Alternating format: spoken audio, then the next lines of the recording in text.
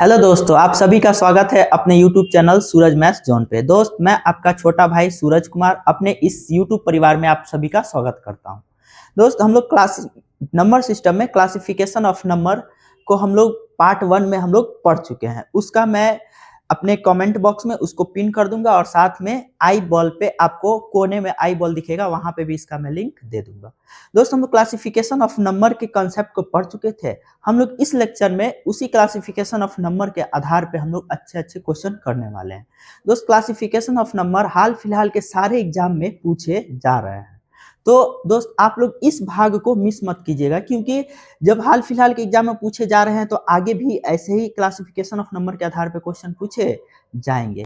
तो ये आप लोगों के लिए बहुत ही इंपॉर्टेंट सेशन होगा दोस्त। तो आप लोग इसको लाइक, शेयर और सब्सक्राइब साथ में जरूर कीजिएगा। तो चलिए दोस्त, हम लोग आज के इस सेशन को हम लोग शुरुआत करते हैं।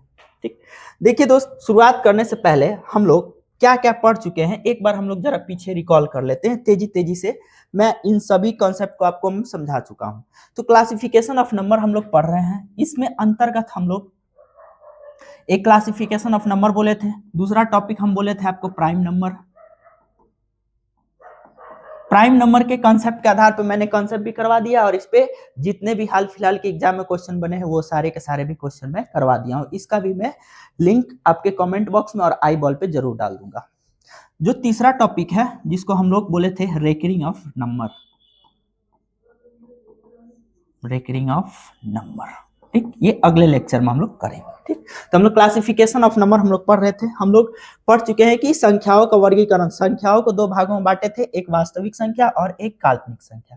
आपको हम बोले थे काल्पनिक संख्या वैसी संख्या को बोलते हैं जिसको हम लोग संख्या रेखा पर निरूपित नहीं कर सकते। ठीक है, इसको हम लोग आयोटा से डिनोट करते हैं और यहाँ पे हम लोग बताए थे क्या कि आयोटा स्क्वायर बराबर -1।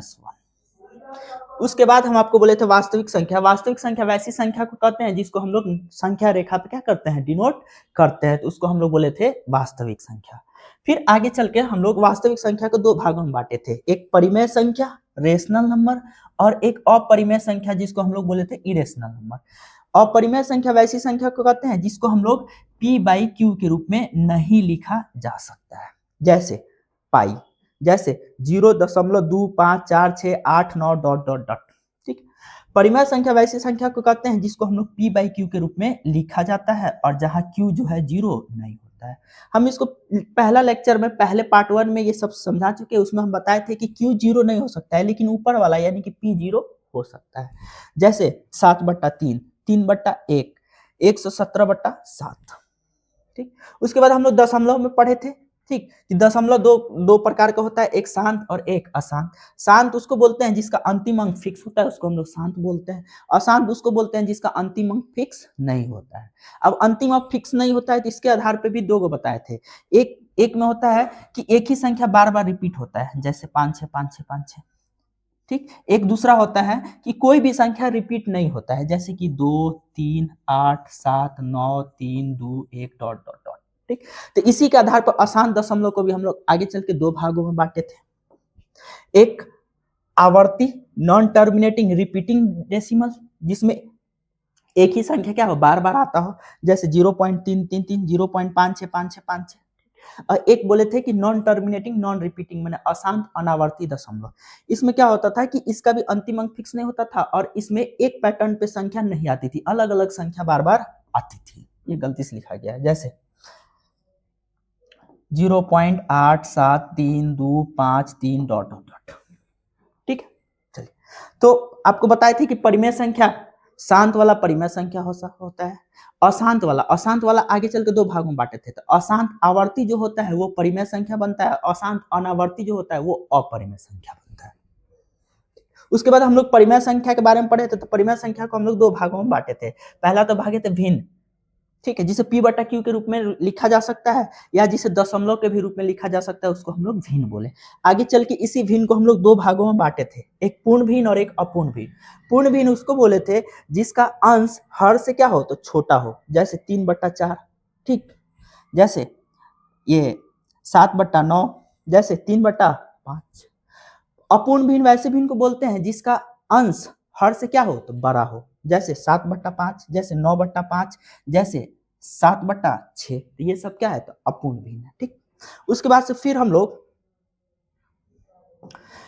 इंटीजर को पढ़े थे, पूर्णांक। ठीक है, हम बोले थे कि जिसे p बटा q के रूप में लिखा जा सके लेकिन q हमेशा क्या हो तो 1 हो, तो उसको हम लोग पूर्णांक बोलते हैं। ठीक है दोस्त, ठीक। उसके बाद से हम लोग पूर्णांक को 3 भागों में बांटे थे, पहले जीरो, दूसरा पॉजिटिव, तीसरा निगेटिव। जीरो जो है एक पूर्णांक होता है, लेकिन हम बोले थे कि जीरो न ही धनात्मक होता है न ही ऋणात्मक होता है, इसको हम प्रूव भी कर चुके हैं। ठीक है दोस्त, फिर धनात्मक संख्या जैसे नंबर रेखा पे, संख्या रेखा पे बीचों बीच में होता है जीरो, और संख्या रेखा के दाएं साइड यानी राइट साइड जो 1 2 3 4 5 6 से डॉट डॉट डॉट इंफिनिटिव तक लिखते हैं, ये होता है धनात्मक संख्या। और संख्या रेखा पर जीरो के लेफ्ट साइड यानी बाएं बाएं और जैसे हम लोग लिखते हैं -1 -2 -3 dot dot dot minus infinite, तो इसके लेफ्ट साइड यानी बाएं साइड कौन सा संख्या होता है तो ऋणात्मक संख्या है। यानी कि जीरो जो होता है ये ऋणात्मक और धनात्मक संख्याओं को अलग अलग करने का काम करता है। ठीक है, तो ये हम लोग सीख चुके। उसके बाद हम लोग पूर्ण संख्या पढ़े थे। तो पूर्ण संख्या भी दो प्रकार के होते हैं, एक सम और एक विषम। सम संख्या वैसी संख्या को कहते हैं जो पूर्ण रूप से 2 से कट जाता है। विषम संख्या को वैसी संख्या को कहते हैं जो पूर्ण रूप से 2 से नहीं कटे, उसको हम लोग विषम संख्या कहते हैं। ठीक, चलिए आगे चल के जीरो के बारे में हम बताए थे कि जीरो न तो क्या होता है धनात्मक होता है न ही ऋणात्मक होता है। पहला बात, जीरो एक सम संख्या होता है। पिछले पार्ट 1 पिछले लेक्चर नंबर सिस्टम के पार्ट 1 में हम ये बात प्रूव कर चुके हैं कि जीरो जो है सम संख्या होता है, और ये भी प्रूव कर चुके थे जीरो न तो धनात्मक होता है न ही ऋणात्मक होता है। ठीक, उसके बाद बोलते जीरो एक होल नंबर होता है, पूर्णांक होता है। ठीक, जीरो एक परिमेय संख्या भी होता है। जीरो लेकिन नेचुरल नंबर नहीं होता है।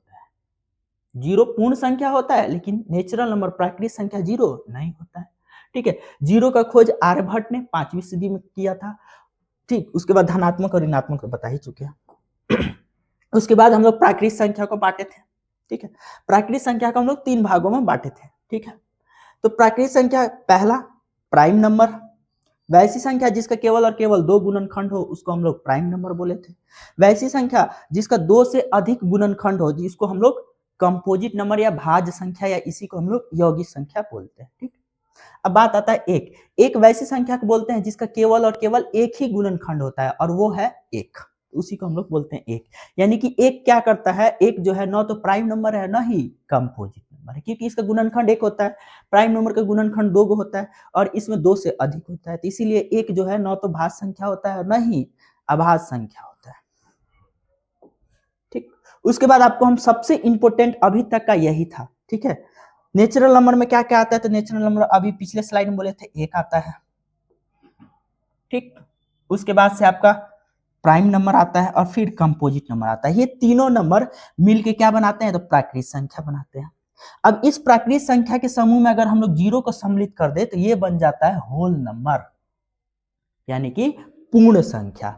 और फिर इस होल नंबर में ऋणात्मक संख्याओं को -3 -2 -1 ये सब ऋणात्मक संख्या को जब जोड़ देते हैं तो यही होल नंबर बन जाता है क्या चीज, इंटीजर, यानी कि पूर्णांक।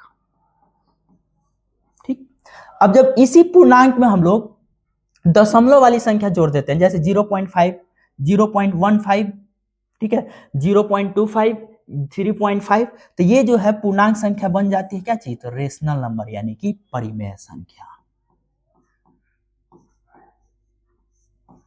ठीक, जब इसी परिमेय संख्या में हम लोग अपरिमेय संख्या को जोड़ देते हैं जैसे पाई, ठीक है, तो ये अपरिमेय संख्या, ये रेशनल परिमेय संख्या क्या बदल जाती है तो वास्तविक संख्या में।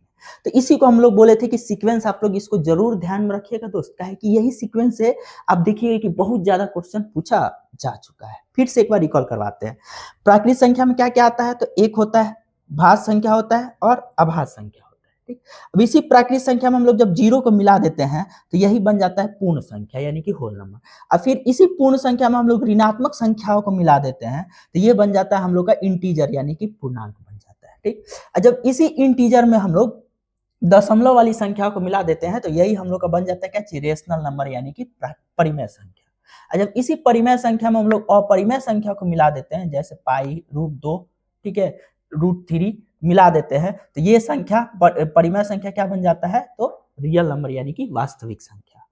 यानी कि अब यहाँ से नीचे से आपको ऊपर के क्रम में बता दिया, अब एक बार अपने मन में आप ऊपर से नीचे के क्रम में आप आइएगा तो आप याद कीजिएगा, एक बार अपने मन में देखिएगा। अच्छा, सबसे पहले आता है वास्तविक संख्या। वास्तविक संख्या के 2 भागों में बांटे, एक परिमेय एक अपरिमेय। ठीक है।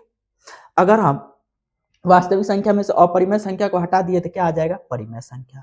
अब परिमेय संख्या में से हम लोग दशमलव वाली संख्या को हटा दे तो क्या बन जाएगा? इंटीजर यानी कि पूर्णांक।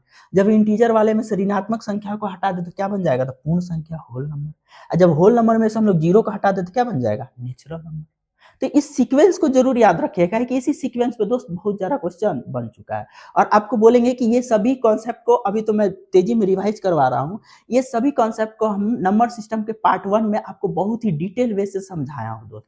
तो आप लोग नंबर सिस्टम के पार्ट 1 को जरूर देखिएगा। हम अभी इसको जो है अपने कमेंट बॉक्स में, ठीक है, इसको पिन कर देंगे और साथ ही साथ आई बॉल पे भी मैं इसको लिंक दे दूंगा। आप लोग आई बॉल पे भी क्लिक करके आप सीधे नंबर सिस्टम के पार्ट 1 पे जा सकते हैं। चलिए अब आगे चलते हैं। यही सीक्वेंस होता है दोस्त कि एक प्राइम नंबर, कंपोजिट नंबर, ये तीनों जब नंबर मिलते हैं तो क्या बनते हैं? तो नेचुरल नंबर। अब इसी जब नेचुरल नंबर में हम लोग जीरो को मिला देते हैं तो यही नेचुरल नंबर क्या बन जाता है? Whole number. क्या बन जाता है? होल। जब इसी होल नंबर में हम लोग ऋणात्मक संख्याओं को, कौन सी संख्याओं को? ऋणात्मक संख्याओं को हम लोग शामिल कर देते हैं तो ये बन जाता है क्या चीज? इंटीजर। जब इसी इंटीजर में हम लोग दशमलव वाली संख्या को शामिल कर देते हैं तो यही बन जाता है हम लोग का क्या चीज? Rational number. ठीक। अब इसी रेशनल नंबर में हम लोग इरेशनल नंबर को शामिल कर देते हैं तो क्या बन जाता है? Real number. इस सीक्वेंस को जरूर याद रखिए, इससे बार बार क्वेश्चन बना हुआ है। अगला चलते हैं। उसके बाद से हम आपको आभास संख्या के बारे में बोले में थे कि आभास संख्या 3 प्रकार के होते हैं, एक ट्विन प्राइम नंबर, एक को प्राइम नंबर, एक रिलेटिवली प्राइम नंबर। हम बोले थे ट्विन प्राइम नंबर में दोनों की दोनों संख्या अभाज्य होती है, लेकिन दोनों के दोनों संख्याओं का अंतर 2 होता है। लेकिन को प्राइम नंबर में दोस्त ध्यान में रखिएगा, बहुत सारे साइट पे और बहुत जगह गलत इसका परिभाषा दे रखा है। बहुत जगह को प्राइम नंबर और रिलेटिवली प्राइम नंबर को एक ही माना है दोस्त, लेकिन ये एक्चुअल में आप लोग स्टैंडर्ड किताब को देखिएगा तो एक नहीं होता है, दोनों अलग अलग होते हैं। को प्राइम नंबर में क्या होता है कि दोनों के दोनों संख्याएं अभाज्य होती हैं और इसका अंतर कुछ भी हो सकता है। लेकिन रिलेटिवली प्राइम नंबर में क्या होता है कि वो दोनों के दोनों संख्या भाज्य भी हो सकता है, अभाज्य भी हो सकता है, कुछ भी हो सकता है, लेकिन दोनों संख्याओं का HCF कितना होना चाहिए? तो 1 होना चाहिए। यही अंतर है। कहीं कभी देखिए SSC भी इन दोनों को एक ही मानती है दोस्त, ठीक है। तो हम लोग पिछले वाले भाग में SSC के अकॉर्डिंग हम लोग क्वेश्चन को क्या किए थे? आंसर मार्क किए थे। उसके बाद से दोस्त ये सबसे इंपॉर्टेंट टाइप खाली ये, और उसके बाद बोले थे कि दो एक अकेला जो होता है क्या होता है? तो सम आभास संख्या होता है। बाकी सभी के सभी जो संख्या है आभास संख्या है, बाकी सभी के सभी आभास संख्याएं जो होती है वो विषम होता है। यानी कहने का मतलब ये है कि सभी के सभी आभास संख्याएं विषम होती है, लेकिन मात्र एक ही अकेला सम आभास संख्या है, वो है 2। एक ये कॉन्सेप्ट के आधार पे और एक दूसरा, दो सम को जोड़ने पे क्या आता है? सम आता है। जैसे देखिए दो सम है, जीरो भी सम है, इन दोनों को जोड़िए तो क्या आ जाएगा? तो ये भी क्या हुआ? सम। जैसे दो सम है, चार भी सम है, दोनों को जोड़िए तो कितना आएगा? 6, तो ये भी सम है। यानी कि दो सम को जोड़ने पे क्या आता है? सम। उसी तरह दो विषम को भी जोड़ने पे क्या आता है? सम आता है। जैसे देखिए 3 भी विषम है, 5 भी विषम है, कितना आया? 8, क्या है? तो बोलिएगा सम। जैसे 5 भी विषम है और 7 भी विषम है, कितना आया? 12, तो ये क्या आया? सम। तो इसका मतलब हुआ कि दो विषम को जोड़ने पे क्या आएगा? सम आएगा। ठीक, ये भी कह सकते हैं कि दो सम को भी जोड़ने पे क्या आएगा? सम आएगा। लेकिन एक सम और एक विषम को जोड़ने पर हमेशा क्या आएगा? तो विषम आएगा। जैसे 0 सम है, 3 क्या है? विषम है, तो दोनों को जोड़िएगा तो क्या है? 3, तो ये क्या है? विषम है। जैसे 2 क्या है? सम है, अगर इसमें जोड़ते हैं 5, 5 क्या है? विषम है, तो कितना आ जाएगा? 7, ये क्या है? विषम है। आपको ये बात प्रूफ कर दिए कि जब दो सम संख्या को जोड़ी जाती है तो सम आता है, जब दो विषम संख्या को जोड़ा जाता है तब भी सम आता है, लेकिन जब एक सम और एक विषम को जोड़ा जाता है तो हमेशा क्या आता है? विषम आता है। जैसे एग्जांपल से भी हम समझा चुके।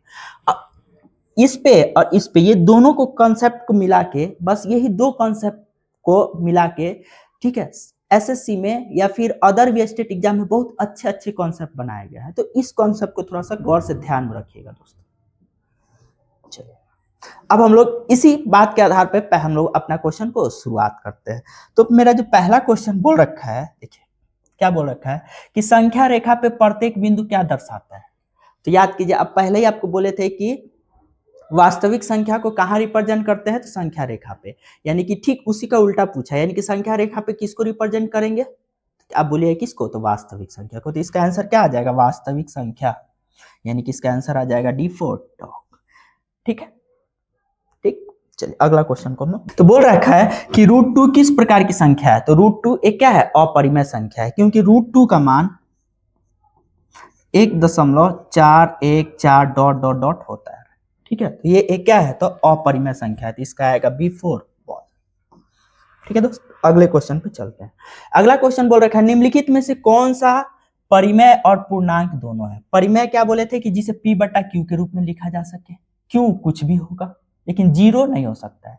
लेकिन पूर्णांक किसको बोलते हैं, जिसको P बटा Q के रूप में लिखा जा सके लेकिन Q हमेशा क्या होना चाहिए, तो 1 होना चाहिए। ठीक है, अब देखिए पूर्णांक P बटा Q के रूप में है, P बटा Q के रूप में है, P बटा Q के रूप में है, ये क्या होता है, अपरिमेय संख्या होता है। ठीक, अब देखिए Q क्या होना चाहिए, तो अब बोलिएगा Q क्या होना चाहिए, तो 1 होना चाहिए, तो Q क्या होना चाहिए, तो 1 होना चाहिए, तभी ना पूर्णांक होगा। तो इसमें 1 है नहीं, ये खत्म, इसमें 1 है, इसमें भी 1 है। ठीक, लेकिन ये √2 आप जानते हैं, अभी बताए थे कि क्या होता है, अपरिमेय संख्या होता है, तो ये भी खत्म। तो इसका आंसर आ जाएगा क्या चाहिए, B4 बॉल। क्यों, क्योंकि 3/1 ये क्या है, एक पूर्णांक है, और 3/1 क्या है, तो परिमेय संख्या है। ठीक है, तो आपको जब हम नंबर सिस्टम के जब पार्ट 1 में पढ़ा रहे थे तो आपको ये भी बताए थे कि सभी के सभी पूर्णांक परिमेय संख्या होते हैं, लेकिन सभी के सभी परिमेय संख्या पूर्णांक नहीं हो सकते हैं दोस्त। जैसे 5 ये क्या है, पूर्णांक है, ठीक है, लेकिन 5 क्या है, तो ये हो गया आपका पूर्णांक, और 5 क्या है, तो परिमेय भी संख्या है। लेकिन 2/3 आपको क्या बोले थे कि सभी के सभी पूर्णांक परिमेय संख्या होते हैं, परिमेय संख्या। ठीक, लेकिन सभी के सभी परिमेय संख्या पूर्णांक नहीं होते हैं। जैसे 2/3 परिमेय संख्या है, लेकिन क्या ये पूर्णांक है, तब बोलिएगा नहीं। तो यानी कि यहाँ से एक कंसेप्ट ध्यान में रखिएगा कि सभी के सभी पूर्णांक क्या होते हैं, सभी के सभी पूर्णांक क्या होते हैं, तो परिमेय संख्या होगा, लेकिन सभी के सभी परिमेय संख्या पूर्णांक नहीं होते हैं। ठीक है दोस्त, चलिए अगले कॉन्सेप्ट की ओर चलते हैं। बोल रहा है निम्नलिखित में से कौन सी संख्या अपरिमेय संख्या है। तो देखिए ये तो परिमेय संख्या है क्योंकि यहाँ पे अंतिम अंक फिक्स है, शांत है। ये भी क्या है, तो परिमेय संख्या है। ये भी क्या है, तो परिमेय संख्या, क्योंकि अंतिम अंक क्या है, तो शांत है।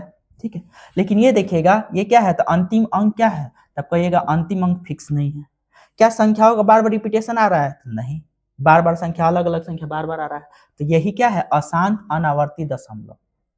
ठीक है, तो यही क्या हो जाएगा, अपरिमेय संख्या, यानी कि इसका आंसर क्या आ जाएगा, D4 डॉट। बाकी सभी के सभी संख्या क्या है, तो परिमेय संख्या है।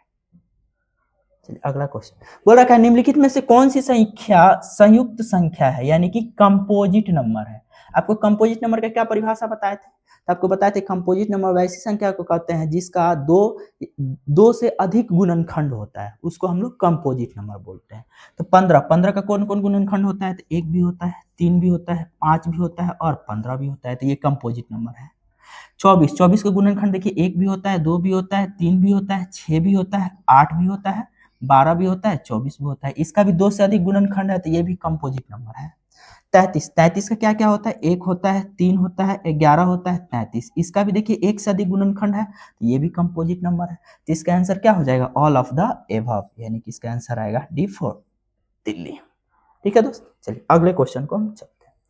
कह रहा है शून्य क्या है, तो आपको याद कीजिए हम नंबर सिस्टम के पार्ट 1 में शून्य के बारे में एकदम सारा चीज बताया है और प्रूफ भी करवाया है कि शून्य पहली बात तो क्या होता है, न तो धनात्मक होता है न ही ऋणात्मक होता है। यहां तक आपको प्रूफ करवाया है कि शून्य क्या होता है, सम संख्या होता है। नंबर सिस्टम के पार्ट 1 में जरूर देखिएगा दोस्त, इसका लिंक मैं आपको कमेंट बॉक्स में, डिस्क्रिप्शन बॉक्स में और साथ ही आई बॉल पे हम जरूर दे देंगे। तो शून्य क्या है, शून्य एक ऑड नंबर है, नहीं, शून्य क्या होता है, तो सम संख्या होती है, तो शून्य सम संख्या है। Both odd number even number, नहीं, शून्य ऑड नंबर यानी कि विषम संख्या नहीं होती है। नाइदर ऑड नॉट इवन, शून्य तो इवन नंबर तो होता है, तो नाइदर कैसे होगा, तो इसका आंसर आ जाएगा कौन सी, B4 यानी कि शून्य क्या होता है, तो सम संख्या होता है। अगला क्वेश्चन देखते हैं। कह रहा है यदि x एक धनात्मक सम पूर्णांक है और y एक ऋणात्मक विषम पूर्णांक है, यदि कि इसका मतलब x क्या है, तो धनात्मक क्या है, तो सम पूर्णांक यानी कि इवन नंबर है, ठीक, और y क्या है, तो ऋणात्मक विषम नंबर यानी कि y क्या है, तो ये है ऑड नंबर, ऋणात्मक।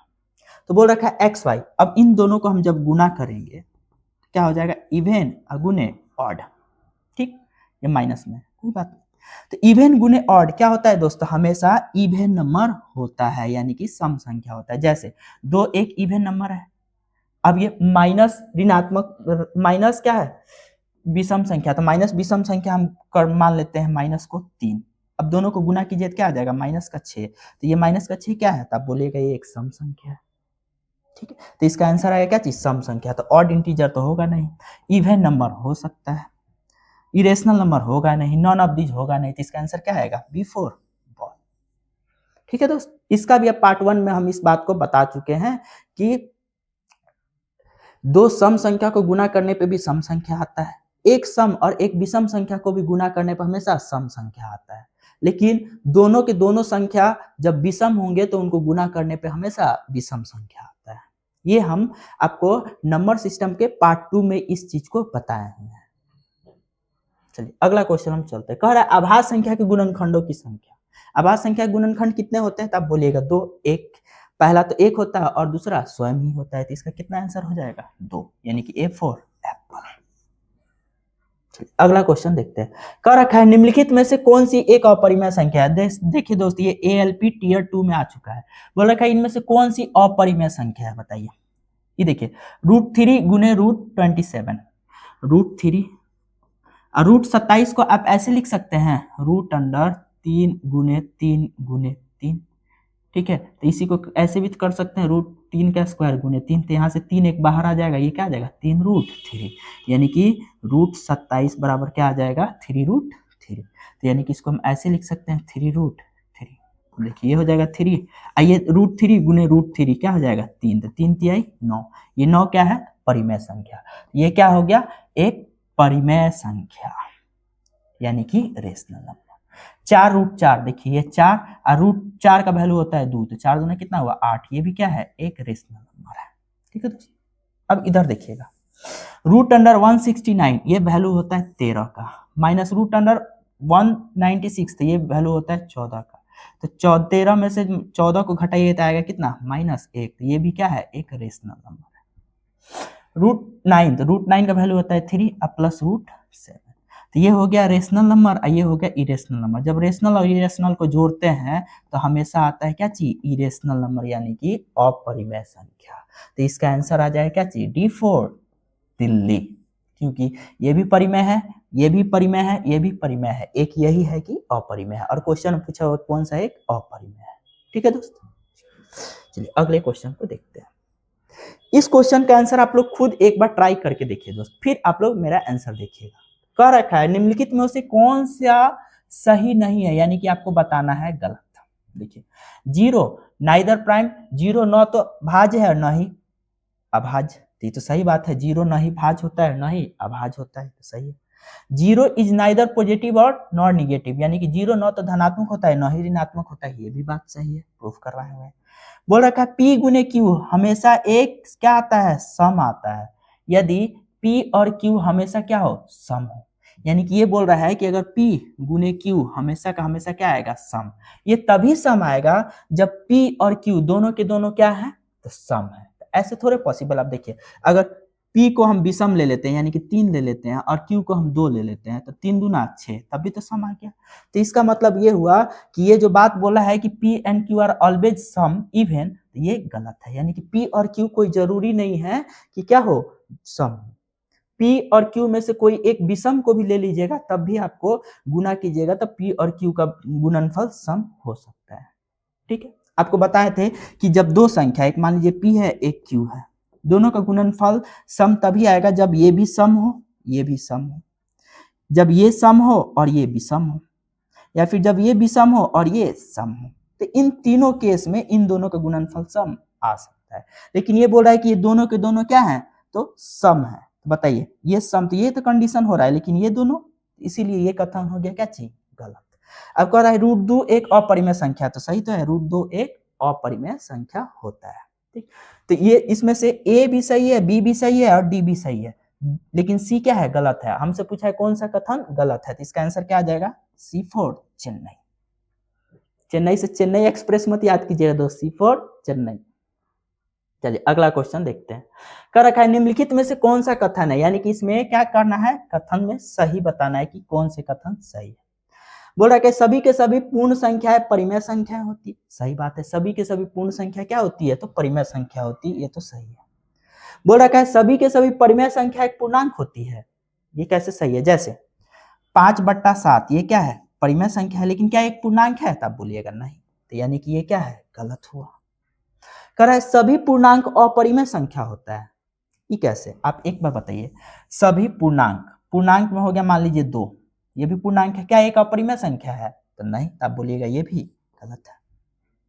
बोल रखा है कोई भी वास्तविक संख्या परिमेय संख्या नहीं होता है। गजब बात है भाई, ये भी क्या है? गलत है। क्योंकि परिमेय संख्या क्या होते हैं? तो वास्तविक संख्या का एक भाग है, क्योंकि वास्तविक संख्या को ही दो भाग में बांटा गया था, एक परिमेय संख्या और एक अपरिमेय संख्या। तो ये भी हुआ गलत, यानी कि केवल और केवल एक ही पहला नंबर ही है इसका सही है। तो इसका आंसर आ जाएगा क्या चीज? A4 Apple. अगला क्वेश्चन बोल रखा है दोस्त, देखिए ये भी सीडीएस में क्वेश्चन पूछा जा चुका है। इसका जो पहले क्वेश्चन है ये एसएससी सिलेक्शन फेज में पूछा गया है दोस्त, ठीक है। इसके भी पहले जो क्वेश्चन है ये भी किसी न किसी एग्जाम का ही है दोस्त। इसके पहले एएलपी टीयर 2 का है। तो दोस्त इससे आपको हम ये समझाना चाह रहे हैं कि हम अलग अलग एग्जाम के क्वेश्चन आपके सामने ला रहे हैं, ठीक है दोस्तों। आप लोग एकदम ध्यान से इस चीजों को पढ़िएगा ताकि आने वाले एग्जाम में आपका क्वेश्चन कोई छूटे नहीं। देखिए कह रखा है निम्नलिखित कथनों पर विचार कीजिए। चलिए हम इस कथन पे विचार करते हैं दोस्त। कह रहा है प्रत्येक पूर्णांक एक परिमेय संख्या होता है, तो ये तो बात सही है। प्रत्येक पूर्णांक एक परिमेय संख्या होता है, जस्ट पिछले भाग में बोले। कह रहा है प्रत्येक परिमेय संख्या एक वास्तविक संख्या होता है, तो ये भी तो सही है भाई, क्योंकि वास्तविक संख्या को ही दो भागों में बांटते हैं, एक परिमेय संख्या और एक अपरिमेय संख्या। तो यानी कि दोनों का दोनों कथन सही है। तो इनमें से पूछा है कौन सा कथन सही है, तो यानी कि बोथ ए और बी दोनों सही है, यानी कि इसका आंसर आ जाएगा C4 कैट। ये दोस्त देखिए सीडीएस 2016 में ये क्वेश्चन पूछा हुआ है। चलिए अगला क्वेश्चन हम लोग देखते हैं। कह रखा है निम्नलिखित कथनों पर विचार कीजिए। अब विचार कीजिए दोस्त। कह रहा है प्रत्येक प्राकृत संख्या एक वास्तविक संख्या होती है, सही तो बात है। सभी के सभी प्राकृत संख्या वास्तविक संख्या होते हैं, क्योंकि वास्तविक संख्या का ही भाग होता है क्या चीज? प्राकृत संख्या। तो यानी कि ये बात सही है। कह रहा है हर वास्तविक संख्या एक अपरिमेय संख्या होता है। अच्छा आप एक बार बताइए, ये 2 क्या है? तो आप बोलिएगा वास्तविक संख्या, क्या ये अपरिमेय संख्या है? नहीं, तो यानी कि ये क्या हो जाएगा? गलत। फिर बोल रखा है हर पूर्णांक एक वास्तविक संख्या होता है, तो बात सही है, हर एक पूर्णांक एक वास्तविक संख्या होता है, क्योंकि वास्तविक संख्या का एक पूर्णांक एक भाग होता है। जैसे पूर्णांक 2, 2 क्या है? तब बोलिएगा पूर्णांक भी है और वास्तविक संख्या भी है, ठीक। तो ये भी कथन सही है। कर रखा है प्रत्येक परिमेय संख्या एक वास्तविक संख्या होती है, तो बात सही है, क्योंकि वास्तविक संख्या ही दो भागों में बढ़ता है, एक परिमेय में और एक अपरिमेय में। तो ये भी कथन सही है। तो बोल रखा है कौन सा कथन सही है, तो कौन कौन सही है? इसमें से कौन कौन कथन सही है? तो पहला सही है, तीसरा सही है और चौथा सही है। तो 1 3 4, देखिए 1 3 4 कहाँ है? B4 बॉल में। तो इसका आंसर आ जाएगा B4 बॉल, ठीक है दोस्त। चलिए अगले क्वेश्चन की ओर चलते हैं। ये दोस्त आरआरबी एनटीपीसी में पूछा हुआ है। बोल रखा है निम्नलिखित कथन में से कौन सा कथन गलत है, यानी कि गलत को इसमें पहचानना है। कह रखा है सबसे बड़ी प्राकृत संख्या नहीं होती है, सही बात है। प्राकृत संख्या कहां से कहां तक होती है? तो आप बोलेगा प्राकृत संख्या भैया 1 से लेके इनफाइनाइट तक होती है। तो इनफाइनाइट मतलब क्या?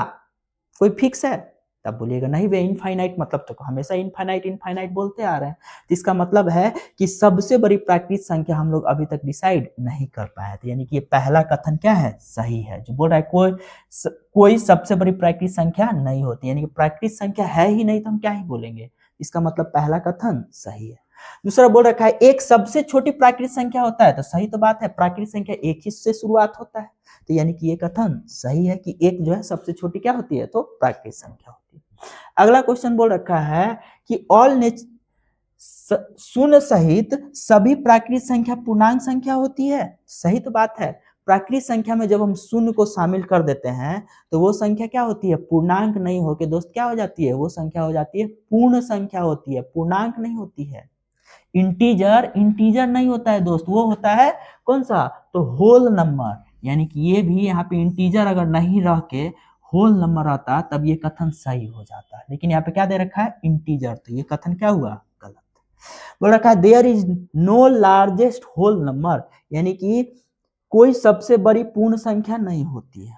पूर्ण संख्या कहां से शुरू होती है? तो 1 से कहां तक? इनफाइनाइट से। अब सबसे बड़ी क्या है दोस्त? तो हम नहीं बता सकते हैं, तो यानी कि ये भी कथन सही है। कह रखा है कौन सा गलत है? तो इसमें एक ही गलत है, कौन? तो C4 कैट। तो इसका आंसर आ जाएगा C4 कैट। अगला जो क्वेश्चन है, ये क्वेश्चन हम लोगों का बोल रखा है कि यदि k एक धनात्मक पूर्णांक है, धनात्मक पूर्णांक का मतलब क्या है कि k एक धनात्मक पूर्णांक है, यानी कि k एक प्राकृत संख्या है। तो बोल रहा है कि प्रत्येक वर्ग पूर्णांक यानी कि इसका वर्ग पूर्णांक का रूप क्या हो सकता है। तो मान लीजिए कि k एक क्या है, तो धनात्मक पूर्णांक, यानी कि इसी को हम लोग प्राकृत संख्या लिख सकते हैं। प्राकृत संख्या क्या क्या होता है, तो 1 होता है, 2 होता है, 3 होता है, 4 होता है, 5 होता है, डॉट डॉट। और जब इसका स्क्वायर, क्योंकि यहाँ पे क्या बोल रहा है वर्ग पूर्णांक, अगर इसका पूर्णांक वर्ग करें यानी के स्क्वायर का वैल्यू निकाले तो क्या क्या हो सकता है, तो 1 का स्क्वायर 1, 2 का स्क्वायर 4, 3 का स्क्वायर 9, 4 का स्क्वायर 16, 5 का स्क्वायर 25, यही डॉट डॉट डॉट के रूप में होगा। ठीक, अब इसको देखिए तो आप 1 को कैसे लिख सकते हैं, तो आप इसको ऐसे लिख सकते हैं 0 गुने 4 प्लस 1 लिख सकते हैं आप। ठीक है,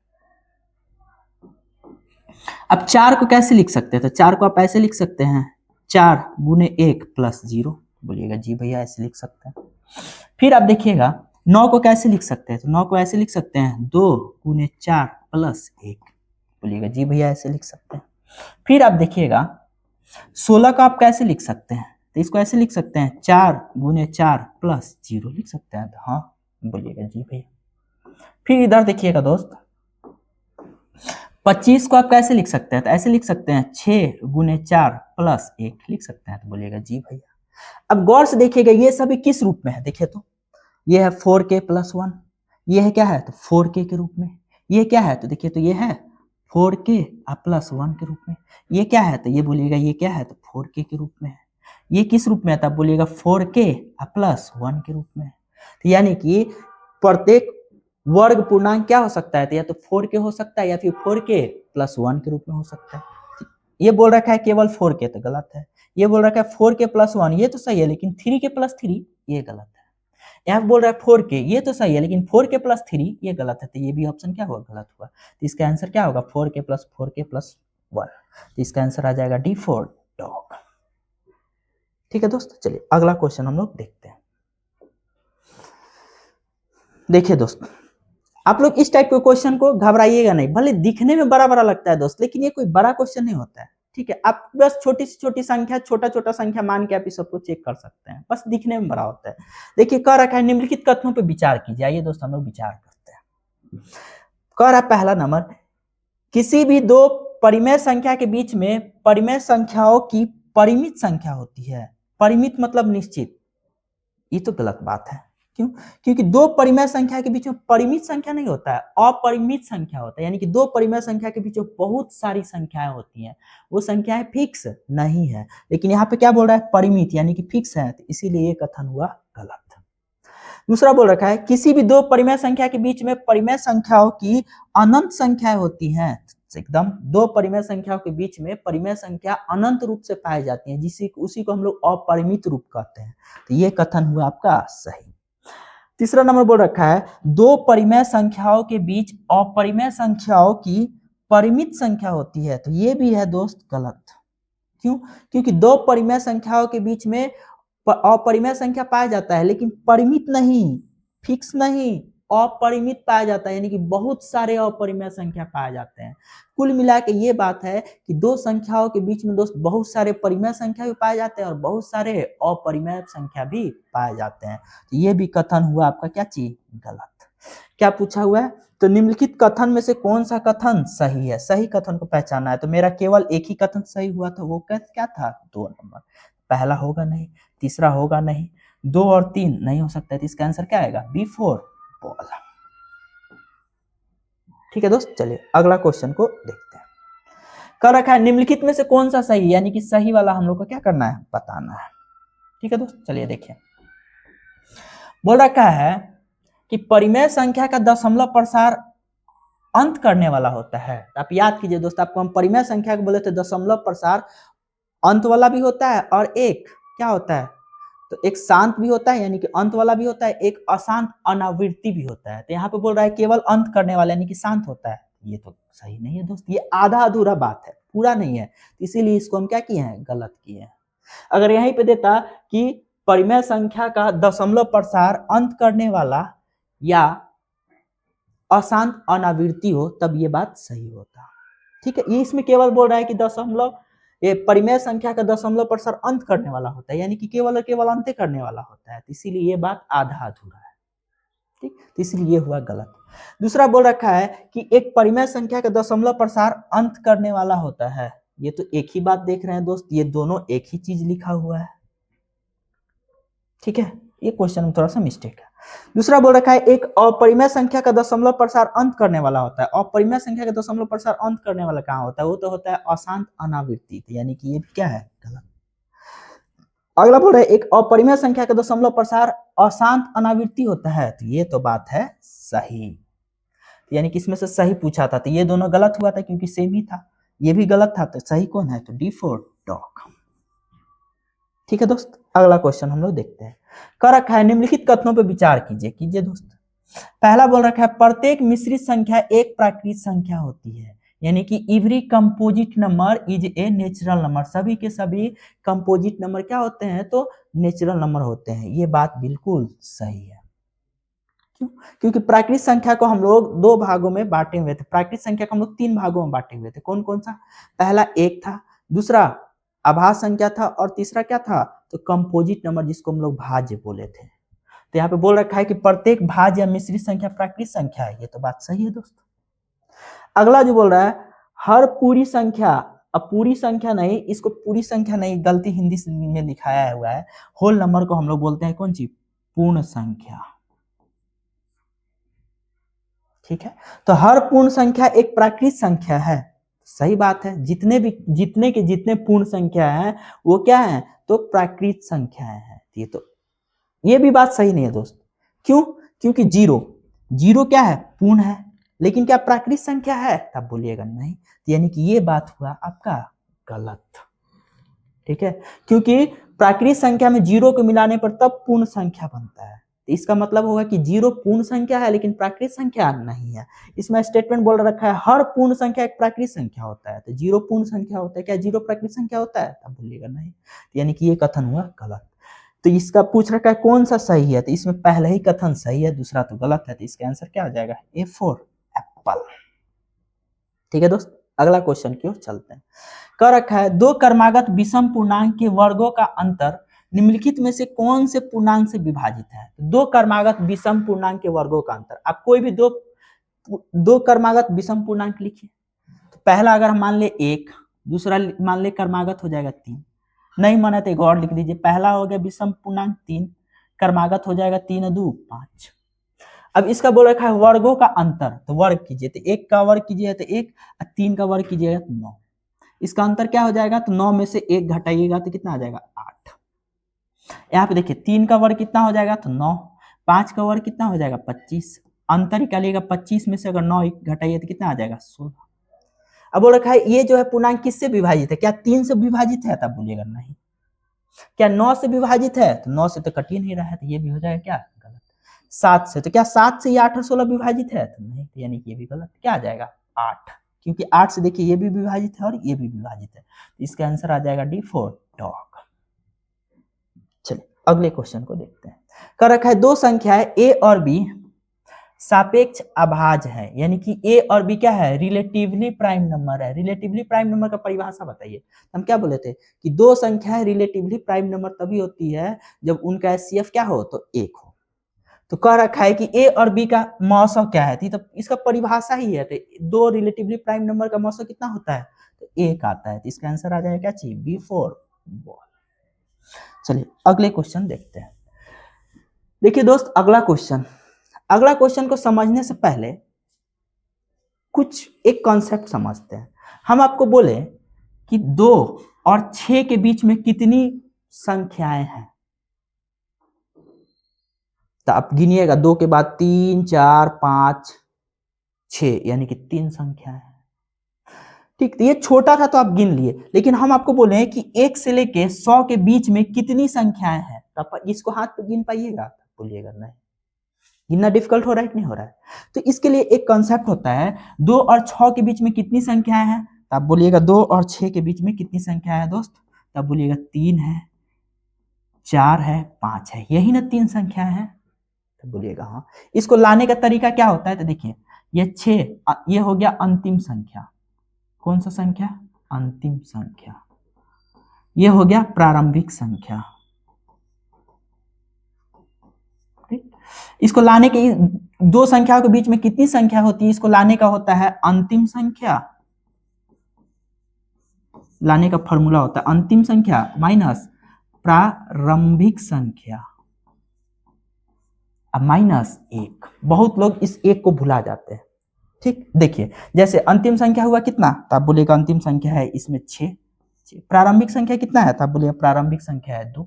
तो कितना आएगा, 6 में से 2 जाएगा 4, लेकिन यहाँ पे एक भी घटाना है तो माइनस 1 कीजिएगा तो 4 में से 1 जाएगा तो कितना आएगा 3। देखिए यही ना आ रहा है 3, 1 2 3। ठीक, इसी पे एक और आपको एग्जांपल देते हैं। हम बोले कि 2 से लेके 100 के बीच में कितनी संख्याएं होती है, तो आप कैसे बनाइएगा, तो अंतिम संख्या क्या है 100, प्रारंभिक संख्या कितना है तो 2, इसमें से क्या है 1 को भी घटाना है तो माइनस 1, यानी कि 100 में से 2 जाएगा तो 98, 98 में से 1 जाएगा तो 97, यानी कि 2 और 100 के बीच में कितनी संख्या है, तो कितनी है 97। ठीक, ये क्वेश्चन पहला तो आप लोग समझ गए होंगे। ठीक, ये आपका पहला कंसेप्ट है। ठीक है, चलिए, तो यानी कि यहां से दो संख्याओं के बीच में संख्या निकालने के लिए क्या कर रहे थे, तो अंतिम संख्या में से प्रारंभिक संख्या घटा रहे थे और उसमें से क्या घटा रहे थे, 1 घटा रहे थे। अब इसी कंसेप्ट को यूज करते हैं। बोल रखा है 502 का स्क्वायर और 513 का स्क्वायर के बीच में कितनी गैर प्राकृत वर्ग संख्या है, यानी कि कितनी गैर वर्ग प्राकृत संख्या है। आपसे कितनी संख्या है ये नहीं पूछ रखा है, ये इसमें पूछ रखा है गैर वर्ग प्राकृत संख्या, यानी कि इसके कहने का मतलब है कि जो संख्याओं आया उसमें से अगर आप वर्ग संख्या वाला हटा दीजिएगा तो वो क्या हो जाएगा, तो गैर वर्ग प्राकृत संख्या। पहले तो आप इन दोनों के बीच में संख्या तो निकालिए कि कितनी संख्या है। तो संख्या निकालने के लिए आप लोग को क्या हम फॉर्मूला बोले थे, अंतिम संख्या माइनस प्रारंभिक संख्या माइनस 1। तो अंतिम संख्या कितना है, तब बोलिएगा 513 का स्क्वायर। प्रारंभिक संख्या कितना है, तो आप बोलिएगा 502 का स्क्वायर, उसमें से 1 घटाइएगा। आप लोग अलजेब्रा में एक फॉर्मूला पढ़िएगा, क्या चीज, ए स्क्वायर माइनस बी स्क्वायर। ये क्या होता है, तो ए प्लस बी इंटू ए माइनस बी। इसको हम अलजेब्रा जब पढ़ाएंगे तब वहां पे आएगा। ये भी तो देखिए दोस्त, ये ए स्क्वायर हो गया, ये बी स्क्वायर हो गया, फॉर्मूला पे लगाइए। तो ए स्क्वायर माइनस बी स्क्वायर क्या होता है, ए प्लस बी ए माइनस बी। तो ए प्लस बी, तो ए कितना है 513 प्लस बी कितना है तो 502, ये हो गया ए प्लस बी इंटू ए माइनस बी। ए माइनस बी कितना हो जाएगा, तो आप बोलिएगा 513 माइनस 502, ये क्या हो जाएगा -1, क्योंकि यहाँ पे -1 है। ठीक, इसको जोड़िए तो कितना हो जाएगा 1015। ठीक, इंटू इसको 513 में से 502 घटाइए कितना आ जाएगा 11, ये हो जाएगा -1।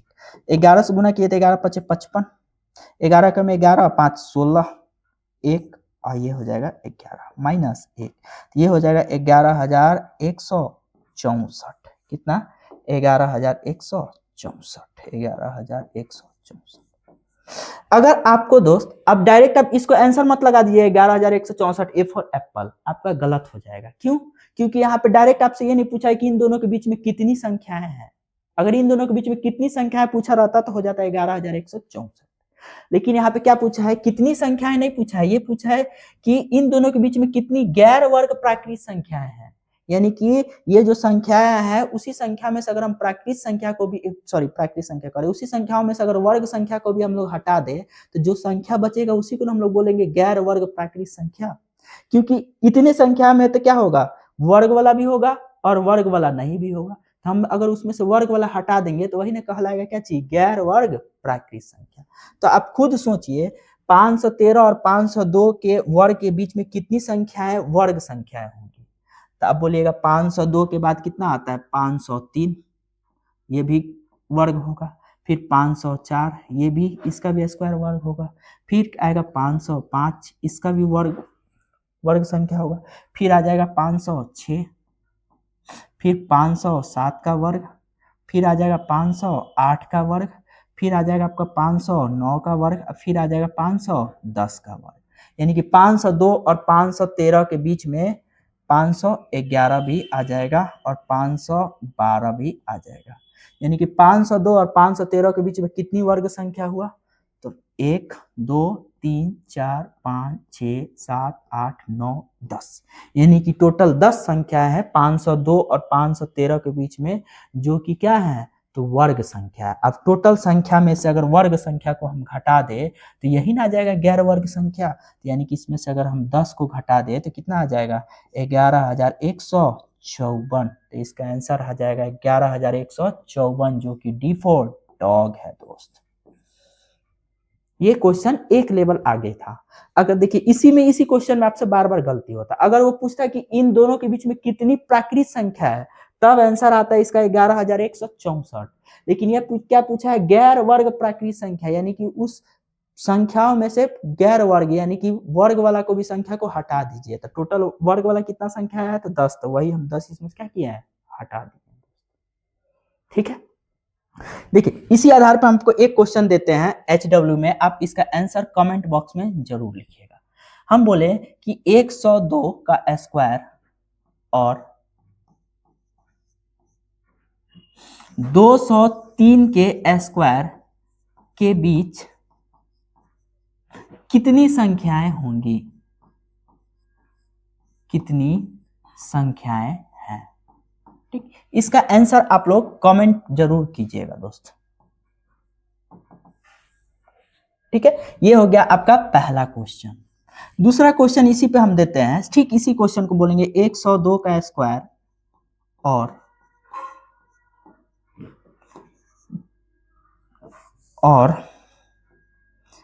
110 के स्क्वायर के बीच गैर वर्ग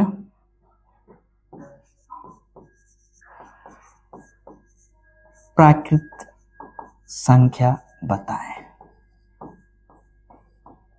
तो ये हुआ दूसरा क्वेश्चन। इन दोनों का आंसर आप लोग कमेंट बॉक्स में जरूर लिखिएगा। जिसका आंसर सही होगा दोस्त उसको हम कमेंट हार्ट भी देंगे और साथ में उसको हम विश भी करेंगे।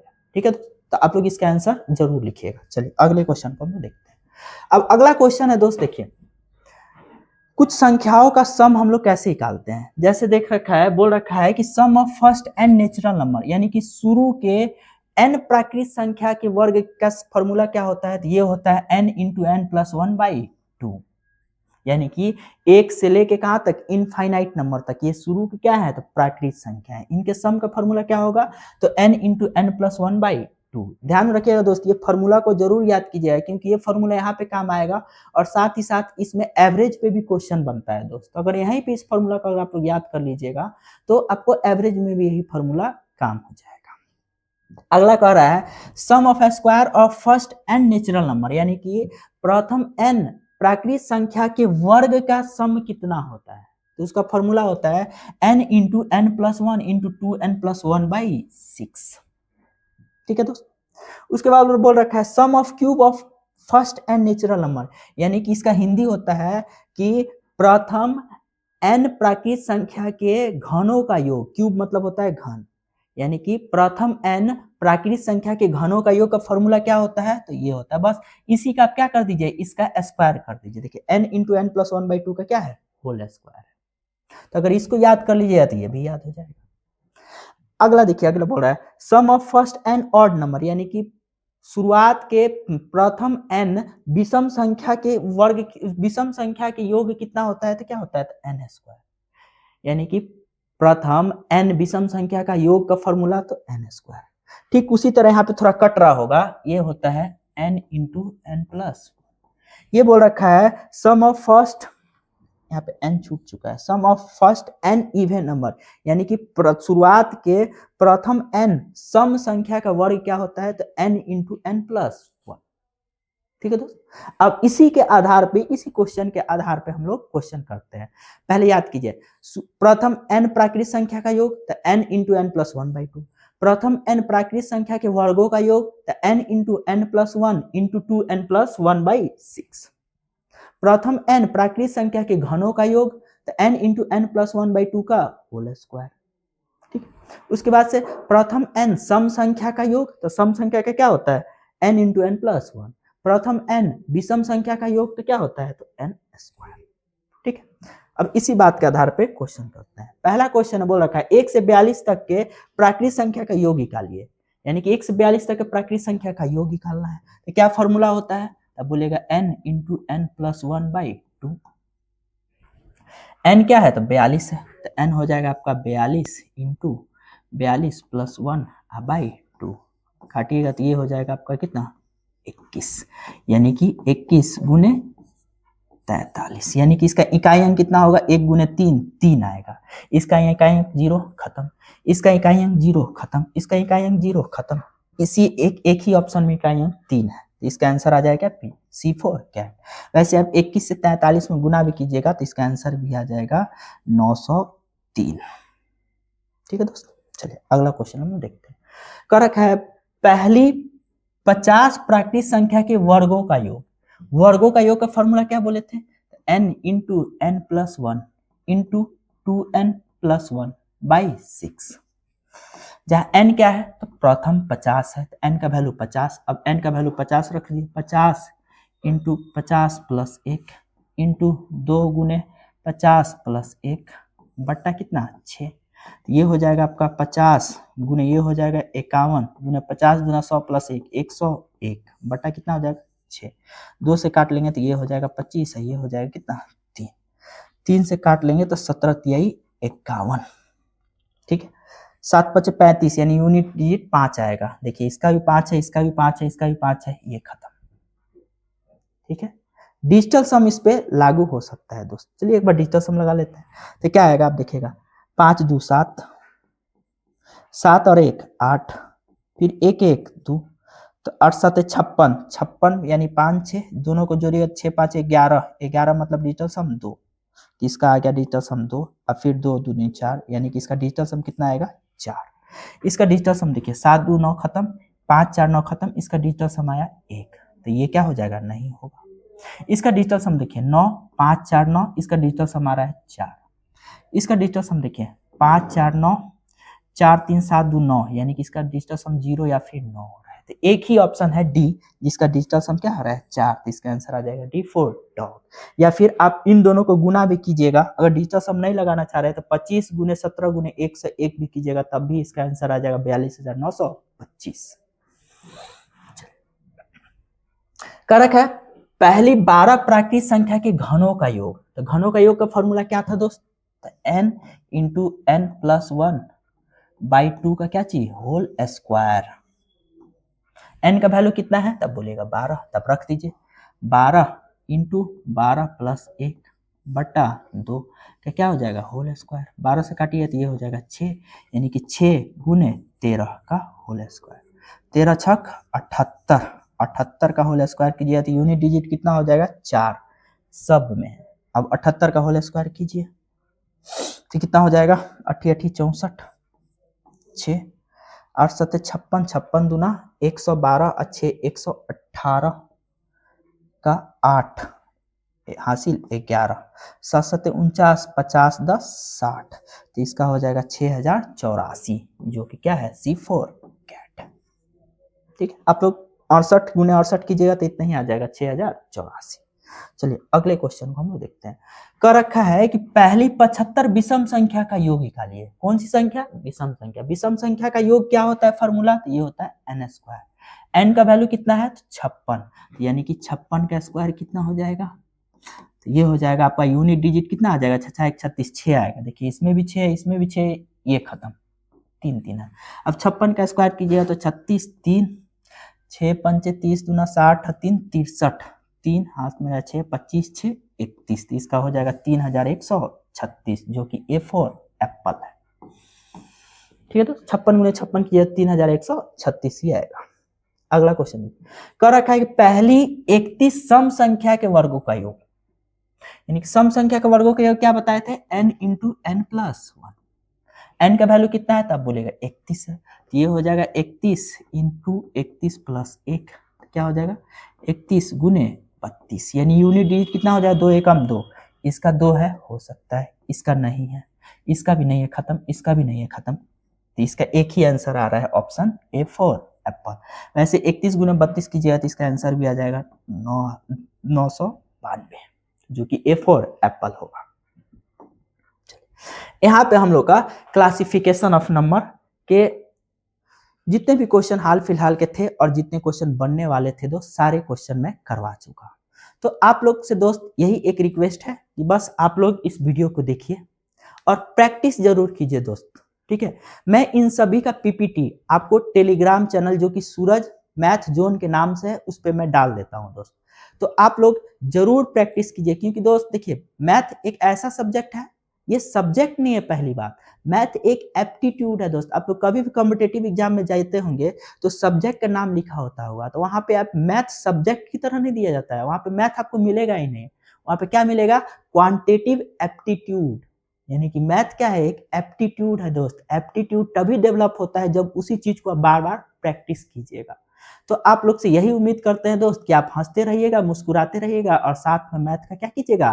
प्रैक्टिस कीजिएगा। और साथ ही साथ दोस्त आप लोग अपने इस छोटे प्यारे से छोटे भाई का जो यूट्यूब चैनल है सूरज मैथ जोन, इस पे आप लोग लाइक कमेंट और आप अपना फीडबैक जरूर दीजिएगा और साथ ही अपने ग्रुप में शेयर जरूर करते रहिएगा। धन्यवाद दोस्तों।